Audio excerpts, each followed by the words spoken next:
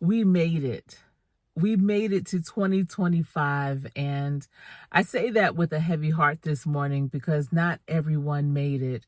I know that within your own family, your own circle of friends, that you can recount the people that did not make it to see 2025.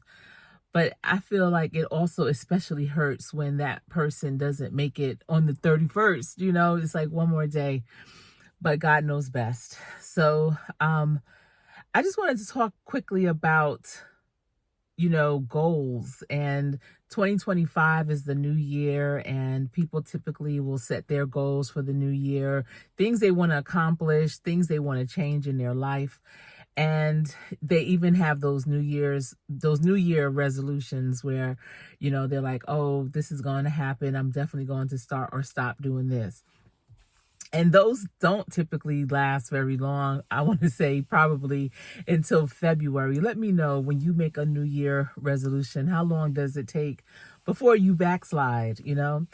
And so, even though it is the new year, I feel like goals are recurring throughout the year. And you shouldn't just wait for the new year to start your new goals or to think about what goals you want to accomplish. And, there's many different methods out there on how to set goals throughout the year. I prefer the 4-quarter method where, you take each quarter, which involves 12 weeks, and you do something within your personal and professional life that you want to change, that you want to switch up, that you want to improve, that you want to implement, whatever the case may be. I did complete my planner. I know I spoke about it before and I have it completed, but I decided that I'm going to just utilize it for my clients because I have a smaller version of it that I created a couple of years ago, and that's what I used it for my clients. And I feel like when you have a planner that's more of a workbook, a strategic workbook to help you achieve your goals, that oftentimes you need that support. You need that person or persons in your life, people in your life that can help you remain on track, your accountability partners. And a lot of times people will purchase a book or a planner and think, okay, I got this in my hand. I got this tool. I'm going to implement it. Things are going to change. Everything is going to be better. And even with that type of tool, oftentimes, they'll push it away to the wayside and don't complete it, don't follow through with it, whatever the case may be. And when that happens, the change that you wanted to make doesn't happen, and you don't have good reviews for that process. If you hear about that process again, you may say, oh, I tried that, it didn't really work. It's a waste of time, a waste of money, whatever. And that's not good for business. A lot of people, they will support a business but never use the product. They'll support a business and never, if they use the product, they won't use it to the fullest and won't see the results. And either way, they're not going to give you a good review. For me in business, it's about quality over quantity. So it's not about how many I'm going to sell, it's how many lives I'm going to impact in a positive way. It's the quality of the product and the person or people that are using it and what their outcomes are. That's what matters to me. So that's why, as I was completing the book and, just going over the process and even my past experiences with it when it was in a practice mode, or what do they call it? It was in a prototype a couple of years ago. I was like, you know what? I need to do it that way again. That's the way I want this book to be released. And, in the future, as I do more speaking engagements about it, maybe have some seminars around it, then I will release it in that way. But in the meantime, I'm just going to have it available for my clients. So with that said, I do want to give you some tips on goal setting. First of all, you really need to think about all the areas in your life that may need improvement, all the things that you have coming up for this year. There's a 3-year, 5-year plan, absolutely, but we want to take baby steps. So think about this year and what are some of those goals around your personal life, your career, your education, your health, your finances, your relationships. I think I may have said that one already. Your business. What are those things that you have coming up, things that you want to change, things that you want to improve, things you no longer want to do but want to replace it with something else? What are those things? And you need to do a brain dump on those items and just throw them up and look at them, see where the gaps are and how you can make those changes. What are those things that you can do differently to make those changes? Once you have all of those, you want to extract at least 3 of those items and each quarter of the year. And we're in our first quarter of 2025 if you do the calendar year. And, in that quarter, what are the 3 that you can tackle that you want to also develop new habits around?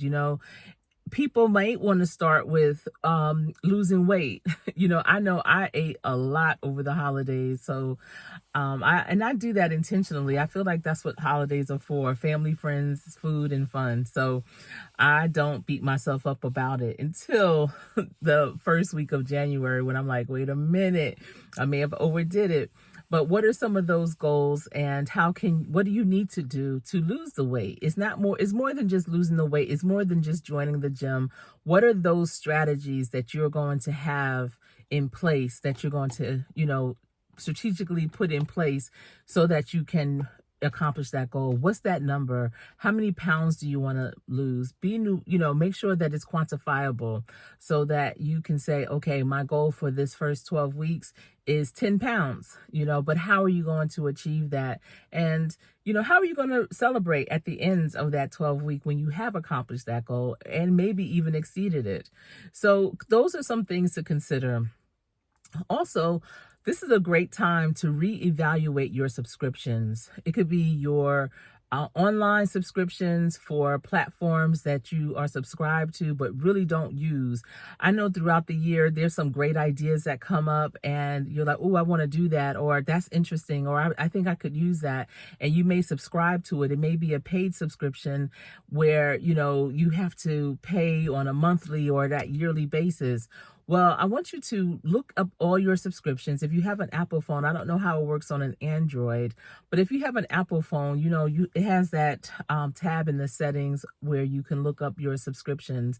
See which ones are really relevant to your life right now, and which ones are coming up for renewal that you don't really need anymore, or the ones that you may have canceled in the past, but now you're in a place where you can use those subscriptions and you might want to renew them now, and you can. And that's the great thing about them being on your phone. Even if you decline them or unsubscribe, they'll still be there so you can see them. So it's almost like that reminder of, remember, you thought I was going to be relevant? Well, I'm still here if you still need me right now. So look at those and determine which ones you may want to renew. Also look at subscriptions on other sites that you may have, like even YouTube. You may have some subscriptions to channels that you really aren't supporting as much, or maybe they're not supporting you as much. You're not getting out what you thought you would from that particular channel, and reevaluate that. There may be some other new channels that have subscriptions that may be of more interest to you. You find yourself visiting them more frequently that you want to subscribe to. So this is a great time to do an edit on your subscriptions. Yeah, let's call it that. An edit on your subscriptions, or let's call it an audit, an audit on your subscriptions. And so this way you'll understand how your money's flowing, how it's good investments, because a subscription is an investment. And if you're not getting in what you're putting out, then that's not a good investment. So you want to evaluate that for yourself. So those are just 2 tips that I wanted to give you on this second day of 2025. I hope you all had a wonderful holiday, New Year, Christmas, Kwanzaa, Hanukkah, all those great things, and we're able to kind of reflect on the 2024 year and how you want your 2025 to look. Also, before I go, I always say this: it's important to have your word or phrase for the year that's going to reflect who you are, how you want to move, and just a good word just to kind of manifest on. So if you don't have yours already, think about it over these next couple of days. I'll be back to ask you what is your word or phrase of the year. If you have it, put it in the chat and so we can talk about it, or in the comment section so we can talk about it. If anything in this video resonated with you, please let me know in the comment section. I would love to continue the discussion down there.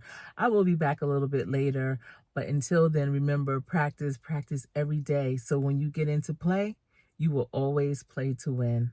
I am Coach Sherry.